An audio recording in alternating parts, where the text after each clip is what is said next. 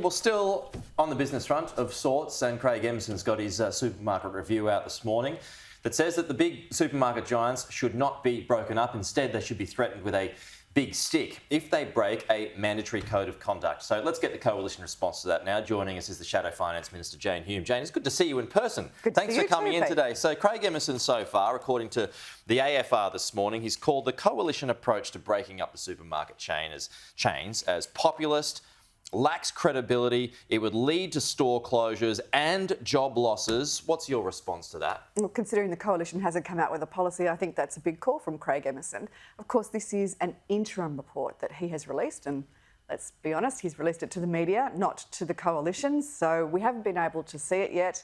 We will go through that report very carefully and in great detail. We do know that prices at the supermarket are causing people a lot of pain in their hip pocket. Prices have already gone up by around 10% in the last 2 years alone. The price of bread has gone up by around 17.5%. The price of milk has gone up by around 16.5%. So we know that Australian consumers are feeling it in their hip pocket.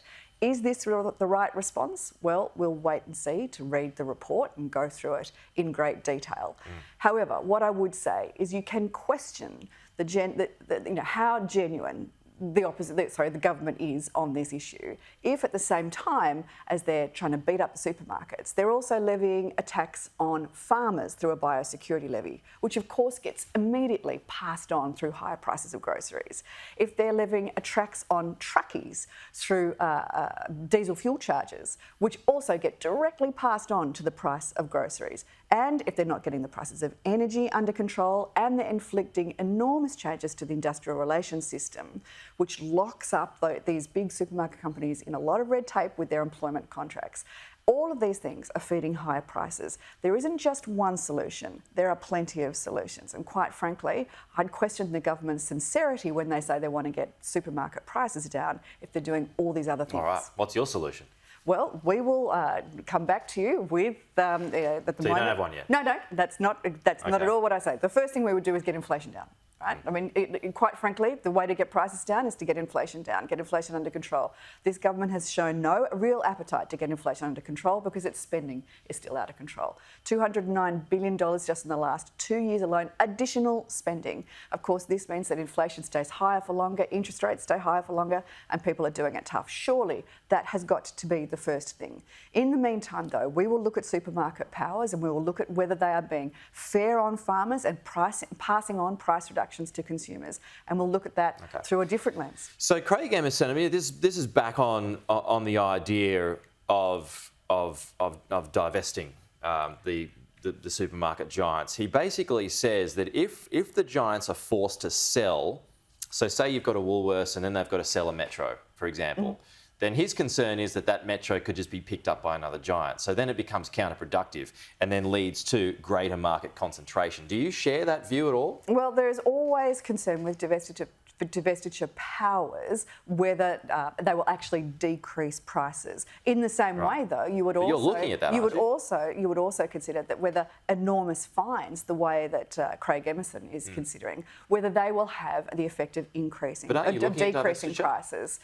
Certainly, we are looking at a way to make sure that supermarkets pass on those lower prices from the farm gate onto consumers, and perhaps that might be part of the mix. But the most important thing here is that we have a competitive supermarket industry that is also has lower input costs, whether it be through industrial relations, whether it be through energy prices, whether it be through the prices that farmers have to charge for their produce. And quite frankly, if you're not getting those things right, well, of course, the supermarkets have to pass on higher prices. Do you have concerns that, breaking a mandatory code of conduct, a $10 million fine or whatever it is for a multi-billion-dollar company, that's just pocket change, is it not? It's enormous. No, it's very significant. It's absolutely significant, and it will be significant too for shareholders. So you support that then? And let's not forget who the shareholders are. The shareholders are superannuation funds and superannuation members. So you support that big companies. stick approach then from Craig Emerson with the big fines if they breach a mandatory code of conduct? Well, there's already significant fines available to those that breach competition. But that's not mandatory. No, the code of conduct isn't mandatory. The code of conduct is voluntary. And quite frankly, looking at a mandatory code of conduct is not necessarily a bad thing. I'm sure that's the recommendation of the report. We'll wait till we see the report to see the details as how that will be managed, because the ACCC can already do this. And if the ACCC can already do this, what additional powers do you want to give them? Okay. And Angus Taylor, David Littleproud, they're still looking at their review. No change on that front at the moment. It's still underway. Full steam ahead. Okay. Just a final one, a third boat arrival since November last year. The government says this is Operation Sovereign Borders working. The new boatload, they're already in Nauru. I mean, isn't that just what you guys would be doing if you were in power? If a boat arrival came, they would be shipped off straight away? Quite frankly, the undermining of Operation Sovereign Borders over the last 2 years is what's brought this third boat that has arrived. Let's remember, it's arrived undetected, it's dropped off asylum seekers, and then it's returned undetected. This isn't the third boat arrival. There's apparently been around 14 boat arrivals. Just that this is the third that's gone undetected.